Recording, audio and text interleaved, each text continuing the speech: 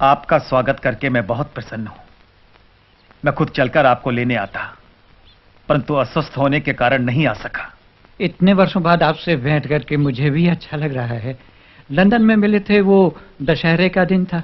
हाँ, तब वहां इंडिया हाउस में भी आपके स्वागत का सुअवसर प्राप्त हुआ था। बहुत समय बीत गया।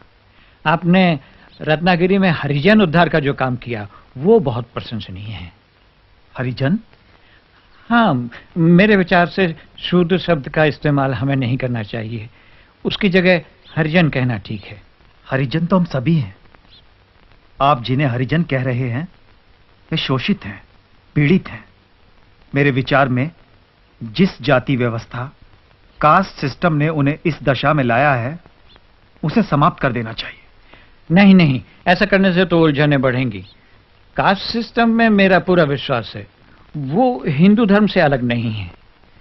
4 वर्णों में विभाजित ये व्यवस्था हिंदू धर्म का आधार है। वो नेचुरल है और जरूरी भी। छुआछूत इसके कारण पैदा नहीं हुई। वो तो हिंदू धर्म के माथे का कलंक है, उसका अंग नहीं।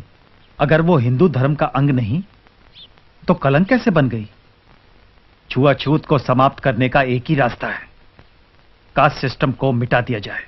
कास्ट सिस्टम में महान शक्ति छिपी हुई है। इसके कारण हिंदू धर्म बिखरने से बच गया है। बच नहीं गया है महात्मा जी। कास्ट सिस्टम के कारण हमारा धर्म, हमारा समाज समाप्त होने के निकट पहुंच गया है। जिन्हें आप निम्न जाति का कहते हैं, उन लोगों को अपने महान धर्म से अलग होने से बचाना है, और जो अलग हो चुके हैं उन्हें वापस लाना है। मैं भी धर्म परिवर्तन के विरुद्ध हूं, परंतु सदियों पहले जो दूसरा धर्म अपना चुके हैं उन्हें वापस लाने की कोई जरूरत नहीं है। उन्हें वापस आना भी नहीं चाहिए।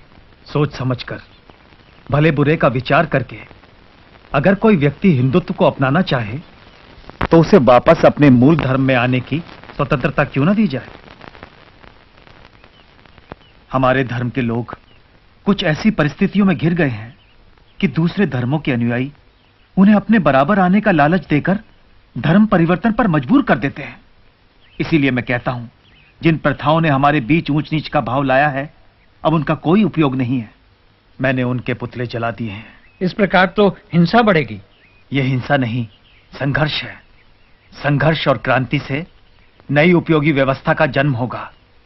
आप भी तो स्वतंत्रता प्राप्ति के लिए संघर्ष कर रहे हैं, क्या उसकी कोई सार्थकता नहीं? मेरा आग्रह इस बात पर है कि आजादी उचित और नैतिक साधनों से प्राप्त हो। लोग अहिंसा के मार्ग पर चलें। इतने विशाल देश को स्वाधीन कराना है। शत्रु भयंकर साधन संपन्न है। उसका सामना बिना हथियारों के कैसे संभव है? शत्रु के पास इतने ज्यादा हथियार हैं कि हम अपने थोड़े से हथियार लेकर उनके साथ बिल्कुल लड़ाई नहीं लड़ सकते।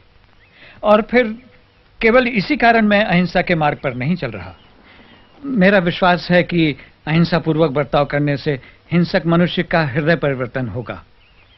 यदि एक गाल पर तमाचा खाने के बाद हम दूसरा गाल पेश करेंगे तो हमें दूसरे तमाचे के स्थान पर स्नेह मिलेगा। आपकी बात मनुष्यों के संबंध में सच हो सकती है, परंतु राक्षसों और पशुओं से ऐसी अपेक्षा नहीं की जा सकती। जिन हत्यारों ने जलियांवाला बाग में सैकड़ों निर्दोष निरपराध लोगों को गोलियों से भून डाला, उन्हें दूसरा अवसर नहीं दिया जा सकता। श्री कृष्ण को अंत में कंस और शिशुपाल का वध करना ही पड़ा। देश की रक्षा के लिए सेनाएं तो चाहिए। संपूर्ण अहिंसा का लक्ष्य असंभव है। महान लक्ष्य चाहे कितनी दूर हो, उसे सामने रख करके ही हम उसके निकट कहीं पहुंच सकते हैं। हमें उसकी ओर चलना है, उसी ओर चलना है।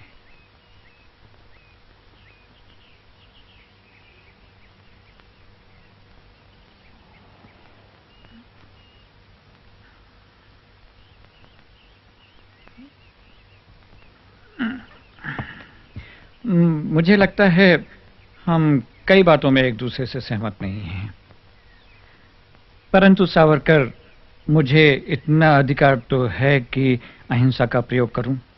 अपने निजी प्रयोग के तराजू में पूरे राष्ट्र को रखने से पहले राष्ट्र के हित और अहित की बात जरूर सोच लेनी चाहिए। मुझे आशा है हम फिर मिलेंगे और बातें करेंगे।